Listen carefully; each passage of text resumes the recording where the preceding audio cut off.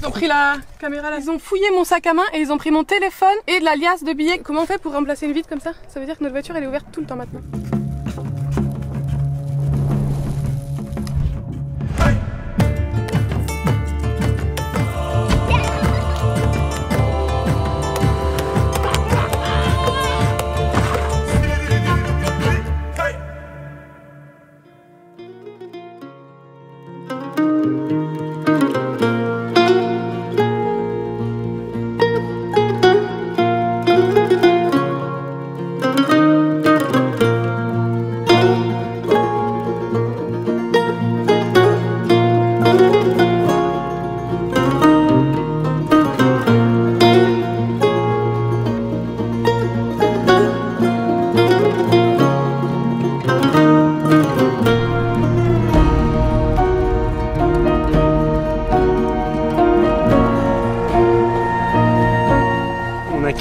La route principale pour aller direction le désert, et il y a pas mal de sites au Soudan, des pyramides, des anciens temples, donc on va se diriger un peu dans cette région. On est dans des endroits, c'est absolument magnifique.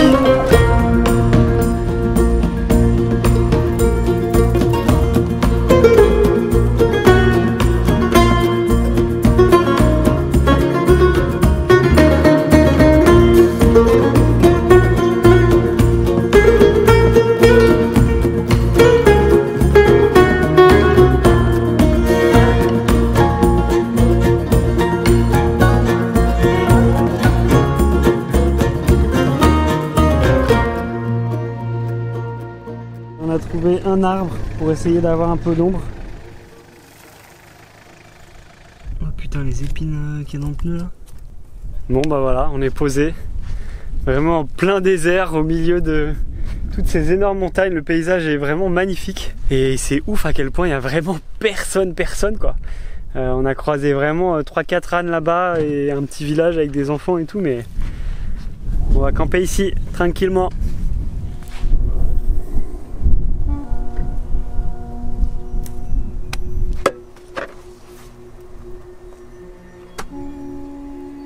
Poussière comme d'hab. On est dans le désert. On se disait qu'il faisait frais, mais il fait quand même presque 43 degrés à l'ombre. Ça va. Mais en plus il y a du vent là, on est bien.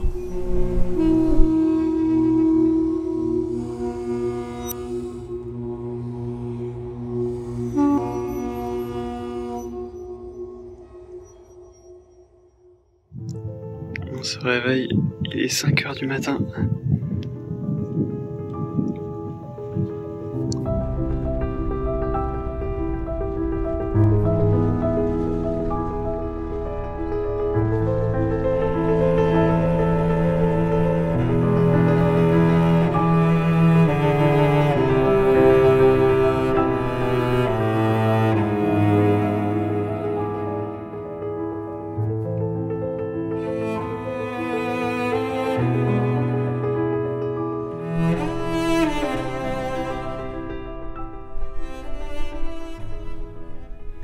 Bienvenue dans notre émission hebdomadaire Histoire de la Terre. Nous sommes au fin fond du Soudan, devant des ruines, pas tant que ça en ruines, mais on ne sait pas plus que ça.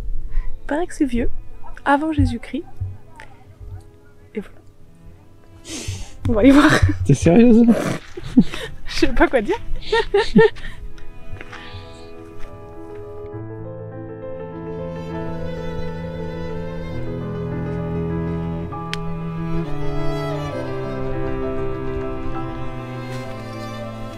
On s'est levé super tôt ce matin, on s'est levé à 5 h pour justement avoir une belle lumière, et là avec le soleil levant, c'est magnifique quoi. On a débarqué là, on est rentré dans le temple, on visite, il n'y a personne. On est en plein désert, il y a un petit village à côté, mais il n'y a pas de guide, donc c'est super dommage, on peut pas avoir les explications. Mais en tout cas ce qui est sûr, c'est que tout ça ici, ça a été construit avant Jésus-Christ, il y a plusieurs milliers d'années. C'est assez ouf quoi.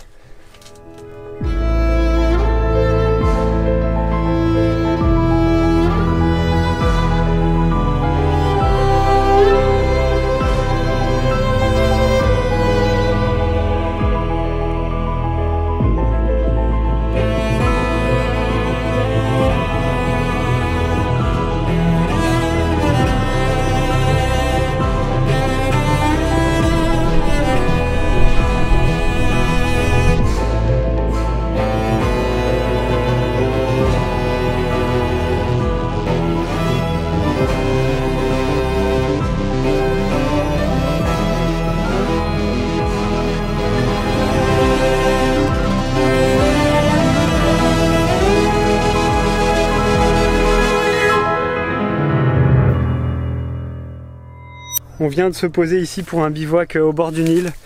On vient d'aller se baigner dans le Nil. On a rencontré des jeunes qui étaient trop sympas. On s'est baigné avec eux. Et là, on arrive et la vitre de la voiture est pétée. Donc on s'est fait braquer le van. Et là, tu vois là tout ça. Oh, c'est plutôt la vitre quoi. c'est chaud.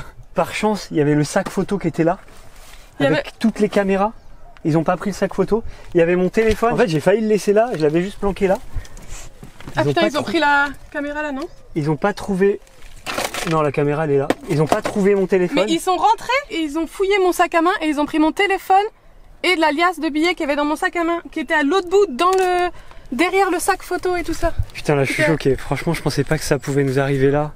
On était à 20 mètres, on n'a rien entendu. On était avec les locaux et tout. Comment on fait pour remplacer une vitre comme ça? Ça veut dire que notre voiture elle est ouverte tout le temps maintenant. Ouais, je sais pas. Non mais même on peut pas dormir dans le van en haut et laisser là tout ouvert. Enfin c'est chaud quoi.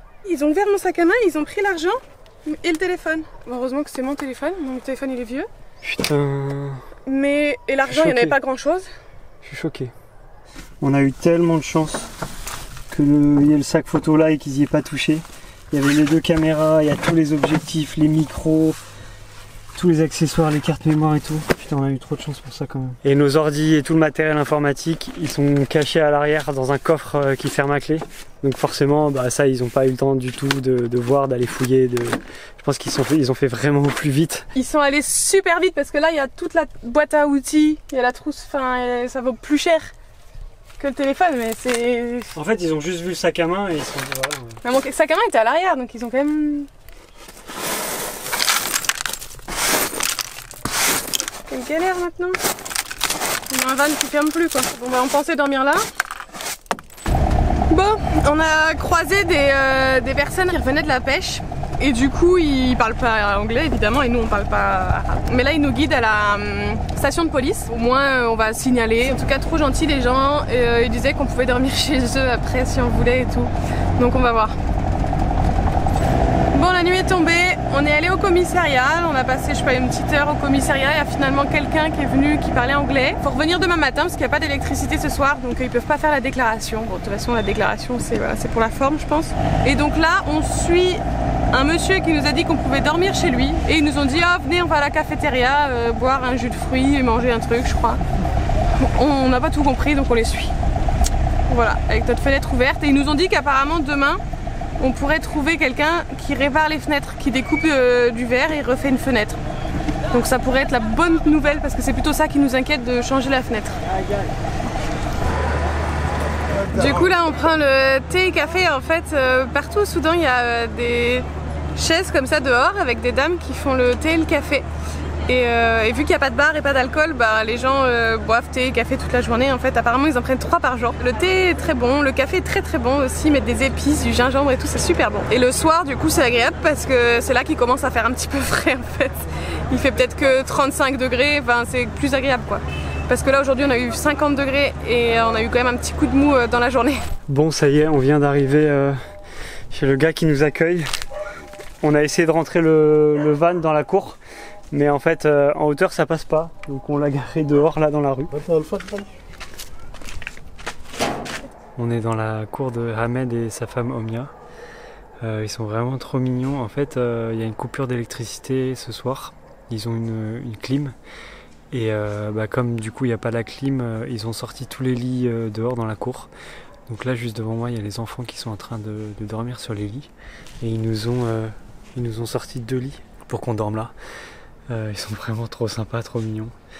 Mais je pense qu'on va aller quand même dormir dans le van qui est dehors dans la rue. Je pense qu'on sera un peu plus serein de dormir dans le véhicule vu que y a une fenêtre qui est ouverte et que on peut pas ranger, enfin on a plein d'affaires dedans, même si je pense qu'il n'y a pas trop de soucis. On est super fatigué, on va aller se coucher, surtout qu'on a rendez-vous à 7 h demain matin au commissariat pour enregistrer, faire les papiers et tout pour le vol. Et après on va essayer demain de voir si on peut trouver une solution pour réparer la vitre. Ouais, ils sont trop mignons. C'est trop bon. Ici on a du foule. Ici c'est du fromage qui est super bon, du fromage local. Et ici une omelette. Et on mange tout ça tous ensemble avec les mains et avec du pain. Ça c'est les petits pains soudanais, ils sont trop bons aussi. Et c'est fait avec quoi le foule, Marion? C'est des fèves. C'est juste des fèves cuites. Là il y a un peu de citron je crois. Avec de l'huile. Un peu d'huile, ouais. Alors, c'était bon? C'était super bon.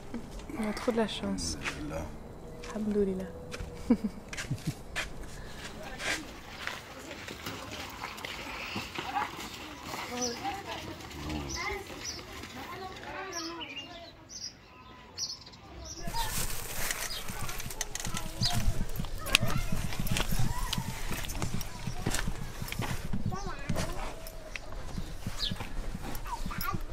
Bon, il est quasiment 8 h. On vient d'aller au commissariat et en fait on est reparti du commissariat parce qu'on s'est dit que ça allait prendre 3 plombes pour rien. Du coup on est reparti, on leur a dit ok, on passera plus tard. Ce qu'on a à faire aujourd'hui de super important, c'est réparer la vitre pour avoir un véhicule qu'on puisse fermer. Le gars qui nous a accueillis cette nuit nous a amené ici et apparemment ils peuvent redécouper une vitre sur mesure. Sauf que là le mec a la clé du local, il est au souk, je sais pas quoi, où il dort, il fait la sieste. Je crois qu'au Soudan tout le monde dort, fait la sieste tout le temps tellement il fait chaud. Donc voilà, on va attendre ici et puis là on va aller prendre un café juste là-bas derrière et revenir là quand le mec sera prêt quoi. Voilà, une bonne journée en perspective.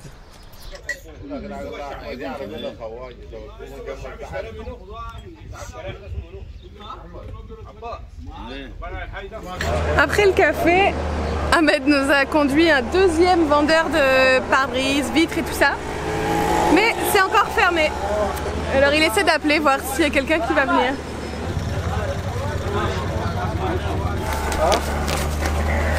Moi du coup je commence à démonter. On va pas perdre de temps, ça va être une vis. C'est rempli de bouts de verre là à l'intérieur. Il y a des bouts de verre partout. It's the same. It's Mitsubishi. Ah. It's beautiful.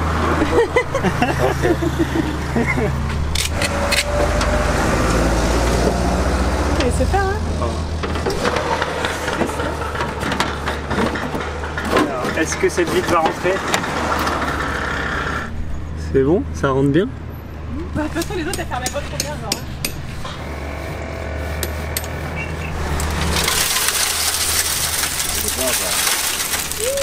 Be careful hein.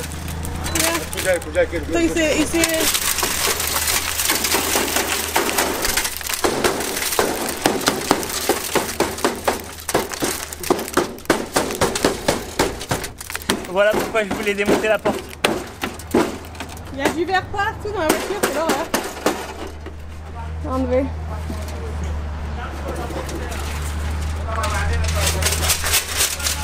Encore un.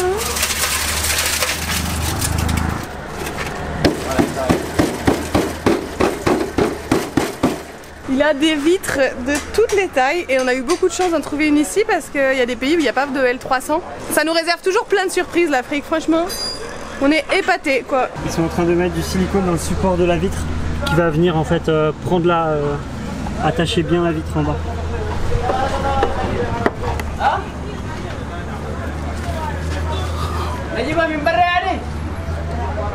On trouve toujours des solutions, on est quand même chanceux. Maintenant on a un signe sur la voiture qui apparemment veut dire Mashallah, donc on sait toujours pas ce que ça veut dire en français. Mais ça doit pas être quelque chose de négatif, on va voir. Là il doit être 9 h et il fait presque 45, 44. La journée va être vraiment chaude. Jusqu'à 45 ça va, et au-delà de 45 franchement le corps il se met au ralenti. Il y a du silicone partout sur les mains. Bon, j'avais bien senti que la journée allait être chaude. Là il est à 13h30 et il fait 56 degrés alors qu'on était garé à l'ombre. C'est difficile, on est un peu fatigué. Mais on a changé la vitre ce matin. On a fait la déclaration au commissariat. Et on a une nouvelle carte SIM parce qu'évidemment dans mon téléphone on avait internet et tout ça, la carte SIM. Donc on peut dire qu'on a quand même été efficace. Et là on va s'asseoir apparemment pour aller boire le combien? 4e café de la journée. En fait tout l'équipement on la prend quand même très cher avec la chaleur. On était tranquillement chez nos amis en train de se reposer avec la clim et apparemment les policiers auraient retrouvé le téléphone de Marion. Donc je sais pas si c'est vrai ou pas, on comprend pas tout. Donc là il y a un mec qui vient avec moi. Marion est restée là-bas pour se reposer.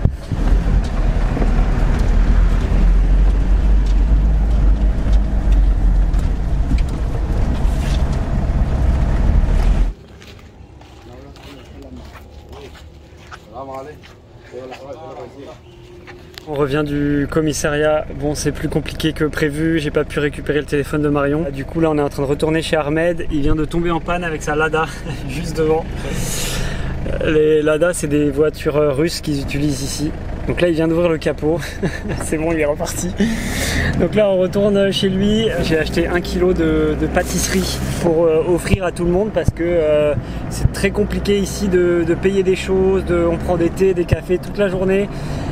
On nous a payé tous nos repas aujourd'hui et on n'arrive pas à payer en fait. J'ai réussi à payer juste une boisson tout à l'heure, mais voilà, en fait tout le monde paye tout pour nous, donc c'est super gênant. Mais tout le monde est absolument adorable, c'est incroyable. Donc voilà, là on va partager ce soir avec tout le monde ces bonnes petites pâtisseries. C'est des pâtisseries orientales, c'est super bon quoi. House, Mustafa. Yes. Mustafa. Ah. Mustafa and house. Oh, your house is there. Yes. Ok. Wouh. Là le soleil est en train de se coucher, il fait encore plus de 50 degrés dans la voiture. C'est vraiment intense le Soudan, très intense. Top. تعال فيديو جديد.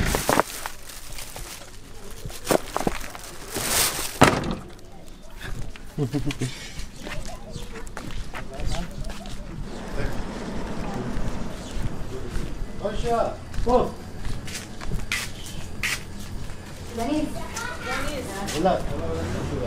Hello, je suis de retour.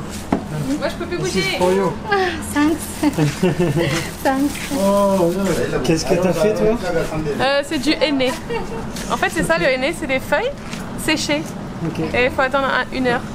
Bon, ils ont retrouvé ton téléphone, mais il y a quand même quelques mauvaises nouvelles. Ils ont tout effacé dessus, donc il n'y a plus rien dessus. Et ma Il n'y a, SIM card. y a plus de carte SIM dedans. Oh. Il n'y a plus la protection. Et les policiers l'ont gardé, il faut qu'on aille le chercher demain. Pourquoi? Pour signer les papiers et tout. Ah, c'est ma Donc, SIM card française qui était la plus importante. Ouais, c'est un peu relou. Bon, on va pas se plaindre. Mais, ouais, non, mais c'est et trop tu sais, cool, ouais. tu sais ce qui s'est passé? Et c'est 3 gamins qui Ils les ont retrouvés. Ouais, je sais pas comment. C'est ouf. C'est ouf. Le salon de beauté. Moi j'aime bien comme touche les cheveux. Ça faisait plusieurs fois qu'elle me demandait. Ils sont complètement ouf. Ils viennent de nous amener un sac de dattes. Mais regarde tout ce qu'il y a. Comment on va manger C'est tout la ça? voisine que j'ai vue dans la journée et tout ça. Truc de ouf. Mais comment on va manger tout ça?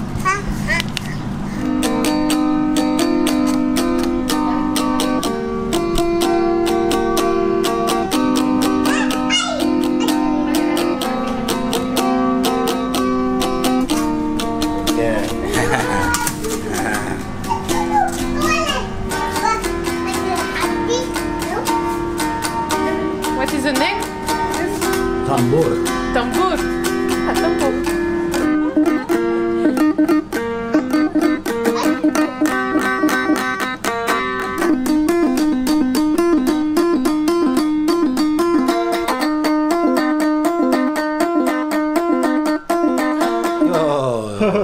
Non, électricité. مشكلة. L'électricité a coupé encore. C'est la coupure d'électricité. Du coup, ils ont fait comme hier soir. Hier soir, il n'y avait pas non plus d'électricité. Là, ils ont sorti tous les lits dehors. Le soleil est couché. Il doit faire au C'est la moins... pleine lune. Ouais, pleine lune. Il doit faire au moins 35-40 degrés encore là dehors. Et quand tu sors de l'intérieur avec la clim, c'est tellement lourd. Mais bon, voilà. Bon, on est toujours chez nos amis. On a encore dormi là cette nuit devant chez eux. Hier matin, on est allés tous les deux avec Marion pour récupérer définitivement, normalement, le téléphone. Donc on a fait un peu le tour de la ville, on a été dans des bureaux, signer des papiers, mettre des tampons et tout. Il y a beaucoup de bureaucratie, beaucoup de papiers et tout.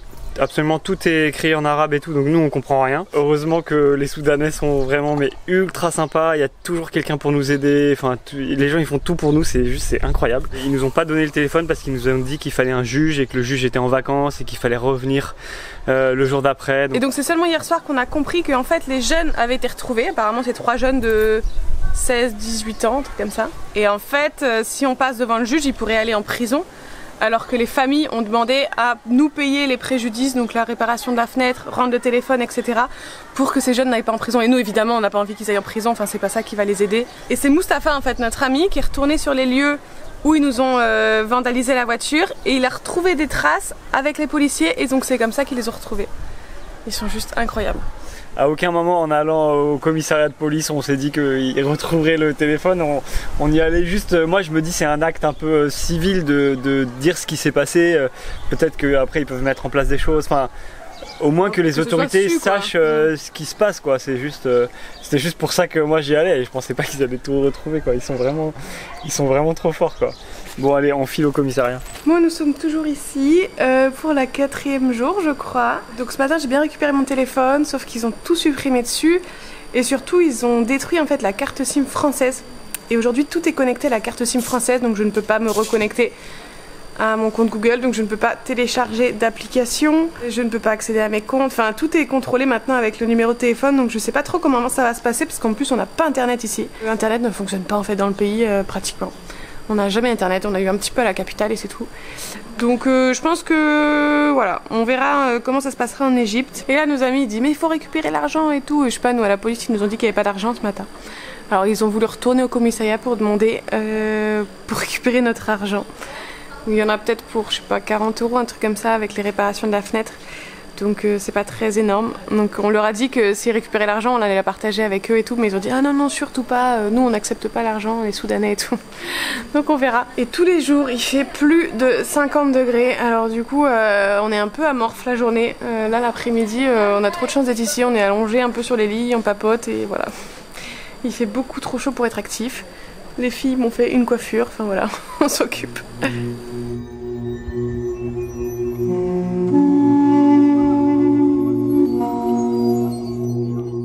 On profite des températures supportables au coucher du soleil pour découvrir avec Ahmed, Omnia, Mohamed, Mustapha et les enfants cette montagne Djebel Berkal et ses pyramides à seulement 1 km de chez eux.